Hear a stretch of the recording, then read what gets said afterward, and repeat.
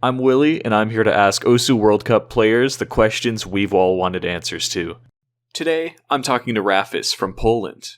He's a former OSU champion and one of the most famous players out there, especially since he's remained ranked in the top 50 players for more than a decade.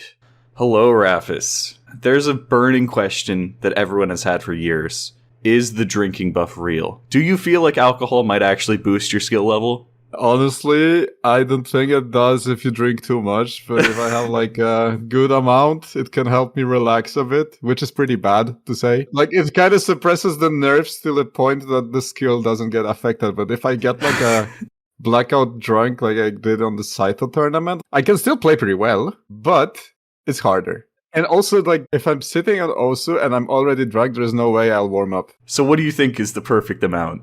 It depends on the alcohol. I don't know, like, 1.5 glass of wine, maybe. Okay. And then, like, past that, it just gets a bit more blurry. This is your 9th year straight playing the OSU World Cup. You have more experience in this tournament series than almost anyone else. Is there a map from any of the previous pools that you would call your favorite or one you just particularly enjoyed? One that I particularly enjoyed, it was hidden map from OWC 2017 Grand Finals. I think it was Polygon by Cebu. Oh. I really enjoyed that one. And all recent tiebreakers are my favorite. Like all the custom ones? Yeah. Like the Upar's RPG, the CHRS one from a year before. I didn't really like the last year Grand Finals tiebreaker because it was like not so techy, if you know what I mean. Like compared to the previous one, I really like when the tiebreakers are like mix up between tech and speed. Oh yeah, and some aim. A little bit of everything. And the recent one, it was mostly aimy. So I don't really like the tiebreakers such as last year's or like Azure Arbitrator, for example, which is loved by many people, but I really don't have fun playing this compared to the techie ones. I know that you've been living in Sweden for some time now. Is there a chance you would ever change your flag, or does your heart forever belong to Poland? There is zero chance that I will change my flag. I'm a Polish player, I'm a Polish person, even though I live in Sweden and I really like Swedish community. Like, it feels just wrong to change my flag, especially when we have so many good players. So has Sweden. But I'm Polish, I always was Polish on OSU, and I will stay like that. And speaking of being here for so long, you just turned 26 and are still ranked in the top 50 players by performance points. My question is it over for OSU players over the age of 18, or do we still stand a chance against the Zoomers? I think the main factor when it comes to people saying, yeah, it's over after 18 is because you get more responsibilities as an adult.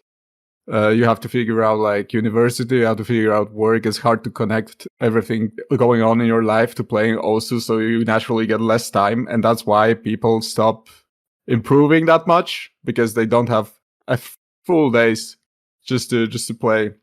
Also, because I'm saying it from my perspective, like while I was still attending school, the amount of free time I had, like now it's nothing compared to what it was before, even though I had like homeworks, classes and exams and all that stuff. It was on the level that was very manageable, and it could allow me to play a lot more than now. Also, naturally, when you're younger, you learn faster. Mm-hmm. That's why we have so many prodigies coming up that are like 13-year-old, 14-year-old, 12-year-old. There's some people who started playing the game when they're like 7 years old now. It's like yeah. That's crazy to me. Like the game was not out when I was 7 years old. I started when I was like 15. But yeah, it's also all about the time you have. If you're determined, you can do it even after 18. But it's gonna get harder for you. You've improved a lot over the last year, and it shows, especially in the scores you've been setting.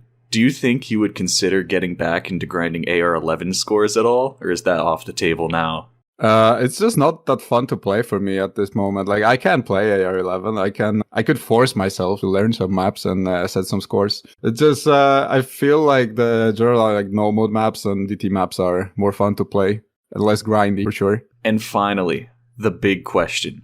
2017 was the year that you became an OSU champion. And if you want to do so again, there's a challenger you have to face. Are you prepared to take on spinners that appear at the end of maps now? Waxon, przestań. Spinner, zapomniałem.